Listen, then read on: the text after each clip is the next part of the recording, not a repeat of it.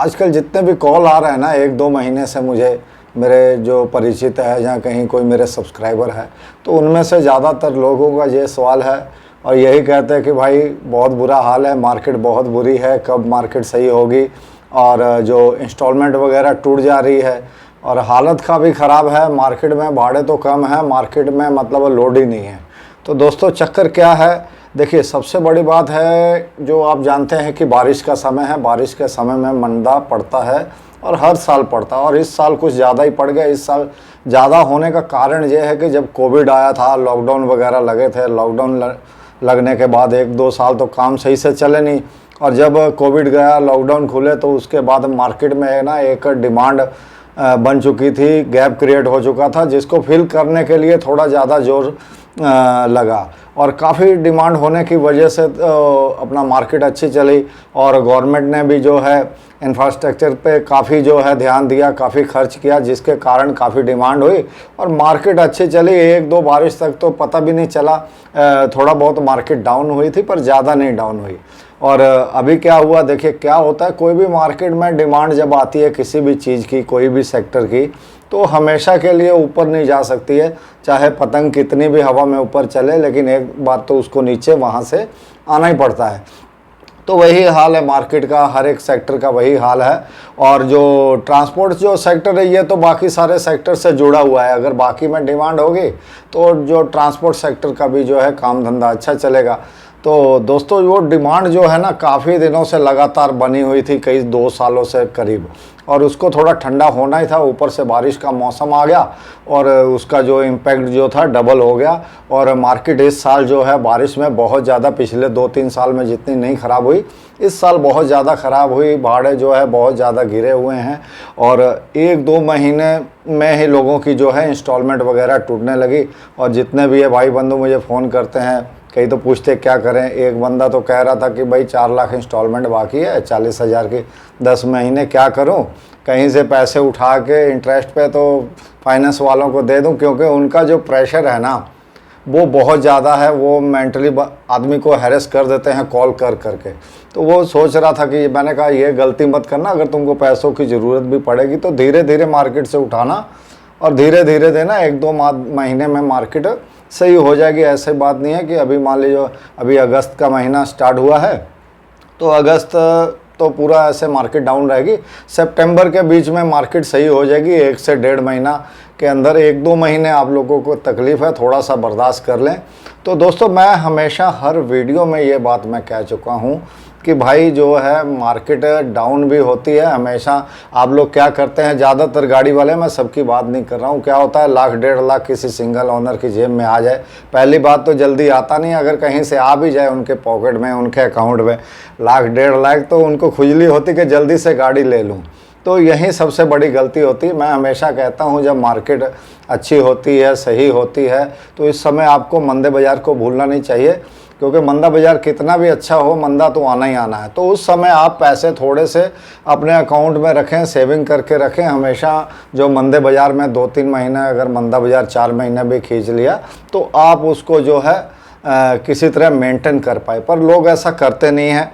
तो इसी के ऊपर मैं हमेशा वीडियो बनाता रहता हूँ। होता क्या है, फिर एकदम बराबर काम चल रहा होता पहले ही, जहाँ 1-1.5 महीना 2 महीने भी मंदा पड़ता है तो किस्तें टूटने लगती है।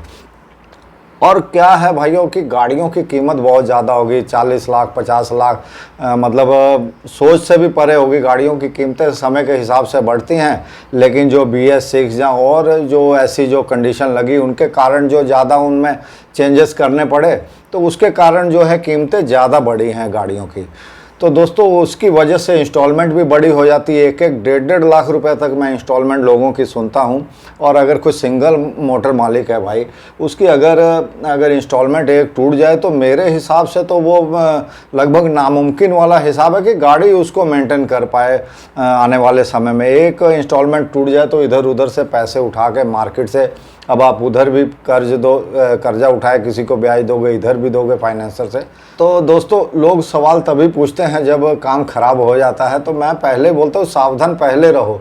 जब काम गड़बड़ हो गया, इंस्टॉलमेंट टूट गई, तो उसके बाद आप सवाल पूछ के क्या कर लोगे, तो कोई आपकी कितनी हेल्प करेगा, सबका तो वही हाल है।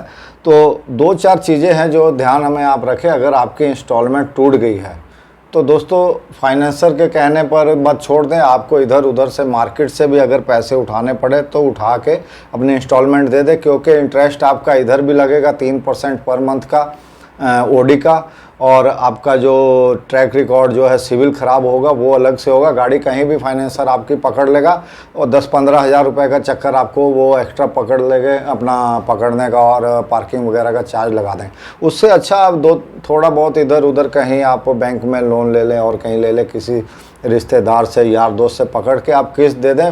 फाइनेंसर का ओके रखें, क्लियर रखें, क्योंकि उधर आपका अगर ड्यू पड़ता है, अगर एक आध किस्त तो चलो इंस्टॉलमेंट बर्दाश्त कर लेते हैं, उससे ज़्यादा में वो गाड़ी पकड़ लेते हैं। और अगर कोई स्टाफ भी कहता है ना कि हाँ भाई गाड़ी नहीं पकड़ेंगे, तो उनकी बात मत मानना। एक इंस्टॉलमेंट के ऊपर कहीं भी गाड़ी पकड़ लेंगे और बाद में बोलेगा भाई मैं क्या करूं, ऊपर से ऑर्डर आ गया। तो ये काम आप करें, अगर इंस्टॉलमेंट टूटती तो कहीं से भी उसको मैनेज करके दें। उसके बाद है दूसरी, नए रूट में गाड़ी चलाने का ट्राई ना करें, क्योंकि जब भी आप नए रूट में जाएंगे आपका खर्च ज़्यादा होगा, आपको लोड जल्दी नहीं मिलेगा। खास करके तो पहाड़ी इलाकों में बारिश के समय ना जाएं, क्योंकि रास्तों की अवस्था जो बहुत ख़राब होती है, गाड़ी का नुकसान होगा। ऐसे समय में तो उस रूट में गाड़ी चलाएं जहाँ नुकसान कम हो, भले 4 पैसे कम बचे। तो पहाड़ी इलाकों में गाड़ी चलाने में बरसात के दिनों में बचें। नए रूट पे जाना है तो कोई गाड़ी जान पहचान वाली है, कोई ख़ास परमानेंट किसी रूट पे चलती, तो उसके साथ ही जाएं, क्योंकि उसके साथ फिर आपको जो है नई मार्केट का जो एक्स्ट्रा खर्चा होता है, जहाँ जो लोड मिलने में प्रॉब्लम होती है, तो वो नहीं होगी। तो दोस्तों एक काम और है कि रस्सा तिरपाल जो है वो अपनी गाड़ी का अच्छा रखें। क्यों होता क्या है, लोग रस्सा तिरपाल कंजूसी कर लेते हैं, मंदा बाजार पैसे कम होते हैं तो सोचते चलो ले लेंगे नेक्स्ट ट्रिप। और वो क्या होता है कि माल भी भीग जाता है, पार्टी पैसे भी काट लेती है। क्लेम भरने के बाद में आप रस्सा तिरपाल भी खरीदते हो, तो उससे पहले आप खरीद लो। तो बहुत सारे लोग दोस्तों ऐसी गलती करते हैं, तो ऐसी गलती ना करें।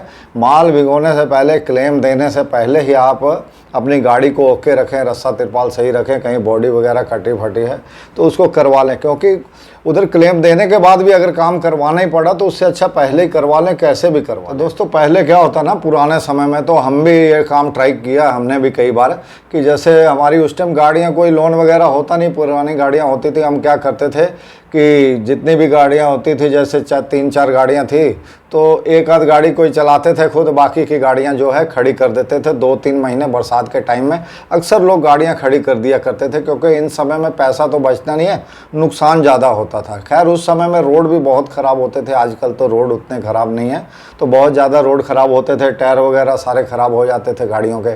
तो अगर आपकी गाड़ी इंस्टॉलमेंट फ्री है, अगर काम आपका चलता है, तो ये जो 2 महीने होते हैं, अगस्त, जुलाई, अगस्त के, सितंबर के, तो ये 2-3 महीने आदमी अगर गाड़ी खड़ी कर सकता है तो खड़ी कर दे। लेकिन इंस्टॉलमेंट वाली जो गाड़ी है उसके लिए तो ये पॉसिबल नहीं है, बड़ा मुश्किल काम है। अगर नहीं खड़ी कर सकते तो कम से कम ऐसे रूट में चलाएं जहाँ नुकसान कम हो गाड़ी का। तो दोस्तों लास्ट में बस यही कहना चाहता हूँ कि हमेशा, इसीलिए मैंने ये चैनल बनाया, ये वीडियो बनाता हूँ कि आप किसी परेशानी में पड़ने से पहले ही सावधान रहें। लेकिन बहुत सारे लोग हैं गलती फिर भी कर लेते हैं।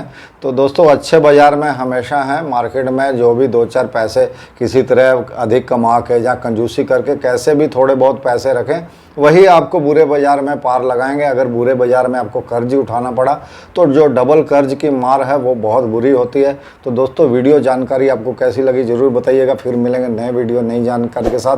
नमस्कार और धन्यवाद। दोस्तों चैनल सब्सक्राइब नहीं किया तो ज़रूर कर ले। वीडियो को आप लोग लाइक बहुत कम करते हैं, लाइक कर दिया करें, बड़ी मेहनत से मैं वीडियो बनाता हूँ।